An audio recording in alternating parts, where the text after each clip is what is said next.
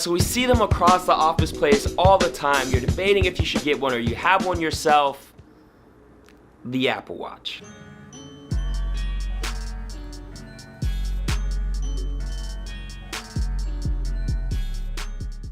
Now we all know that the Apple Watch is a very, it's nice, right? It's nice, and everybody debates if they should have one or if they shouldn't. In this video, I really wanted to focus on the fitness aspect of it. A lot of people ask, well, is the Apple Watch a really good fitness health tracker compared to Fitbit or to Garmin? And to be honest, I've had quite a history with it. I actually had the first Apple Watch when it first came out. I loved it. I was like, hey, this is gonna be my first intern purchase, and I bought it and I was like, man, I got it. Of course, when they first came out, there's no functionality. So 4 months later, I traded it in, got a Garmin Vivo Fit, broke that and got a Fitbit. So I've definitely had my journey around the different fitness trackers. So in this video, I kind of want to go over what I like, what I don't like about it, and kind of how I use it for fitness now. So let's go ahead and get to it. So one of the main things I love about the Apple Watch, and this applies to anybody. You don't have to even be a fit nerd to be this guy, like a fitness junkie.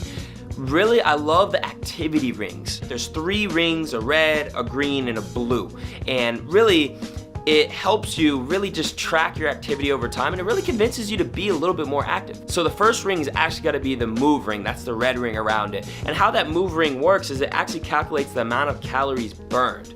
And this will basically, you can set the amount of calories that you want to burn per day. It will also automatically see how much you burn and adjust from there. So that's actually a pretty cool feature. The second is the exercise ring. Now this doesn't mean necessarily crazy amount of exercise. It's just anything that will get your heart rate up. If your heart rate's up, the exercise ring will start to fill. Ideally, they want you to have at least 30 minutes of exercise a day. And then the last one is the standing time. This is the blue ring on the inside.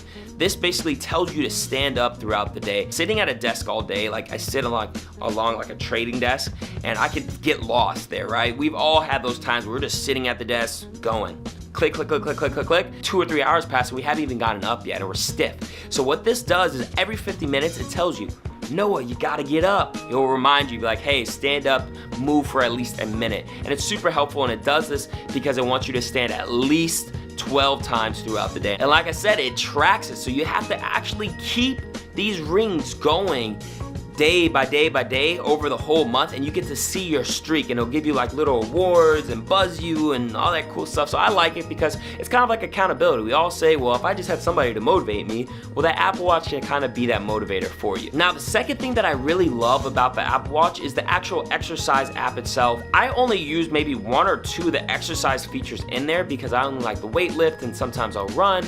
But for people who like to do other types of activities such as high intensity interval training, rowing, cycling, there's swimming, there's so much that you can track on this app, and you can actually say how much you want to, whether it's the distance ran, the miles swam, you could do anything from laps. It's very, very good, and what it does is it actually takes your heart rate, put that into effect the amount of calories that you're burning, and I don't know, it's pretty cool. I like it. I only use it for weight training, but I think it's a very neat feature to have for people who like to do different range of fitness activities. Now, the thing that I cannot stand about the Apple Watch that they still haven't fixed yet, the sleep monitoring. Let me caveat by saying you can use sleep monitoring, and you can track your sleep.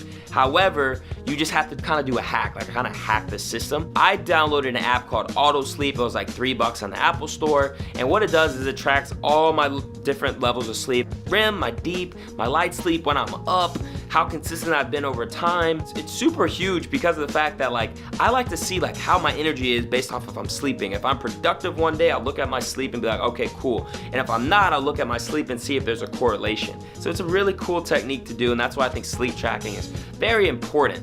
But again, you have to kind of use a hack. The Apple Watch really only lasts for about, I think now the battery's around 2 days for me. What I do is at the end of the night when I come home from work, I'll actually take my Apple Watch, plop it on the charger, go for maybe 2 or 3 hours. Right before I go to bed, I put it on, start the app, and then I'll go to sleep, and then the next morning I'll wake up and have the track in there, and my battery would have only lost maybe 3 to 5%. So that's kind of a little bit of a hack if you want to have full sleep tracking, and then you can just get up and go. You don't have to just charge your Apple Watch in the morning before you leave. That's also an option too, but that's kind of my only qualm with that. Other than that, the things I love about it, if you are a big Nike Run Club fan, they have a really great app with the actual Apple Watch Sport, the Nike band. That's the one I have. It's actually really cool. I don't use it. I don't run that much. I like to just play basketball and like lift a lot. But different strokes for different folks. If you like the whole aspect of running the Nike Run Club, this is definitely going to be something that you're going to love and enjoy. And then the last thing I really love, I kind of hinted on this earlier, is the heart rate. A lot of people say, was it accurate, is it not? For me, it's pretty accurate. And I think what they've done, at least with the Apple Watch 3 version, is that they've made this thing super accurate. And what it tracks your resting heart rate. So, you know, when you're just kind of normal, it also tracks when your heart rate is going up. And it's crazy. It will even alert you. Now, granted, I need to check on this, but it will alert you when your heart rate goes above 120 beats per minute when you're just in a normal state. It will alert you because they're saying there's a irregular heart rhythm. I'm not gonna lie, over the past couple of nights, I've looked at my phone the next morning and I'll get like 3 or 4 notifications that my heart rate went up to like 120 beats per minute. And I was like, I have a nightmare or a bad dream. Should I be concerned? So I might have to like look back into that, but I think that's a really good feature for those who are trying to look at their different heart patterns. It's really cool. I really like the Apple Watch. My recommendation, if your question now is like, well, Noah, should I get one? This is what I say. If they're still available, get the Apple Watch 2 because of the fact that the Apple Watch 3 only has a couple more features that are above it. Do not get the cellular version. I have it. I barely use it. Just get the regular GPS version, or really just, I think it's GPS only, I think. Just get the GPS only. No need to get the cellular. You'll never use your phone, your watch and your phone separately. You'll always have them together anyway, maybe unless you want to know. Just, if you can find the Apple Watch 2, get the Apple Watch 2. Series 1 is kind of pushing it, but if you can, try to get Series 2 or 3 GPS only. You'll be very satisfied. I do say get at least maybe 2 or 3 types of bands.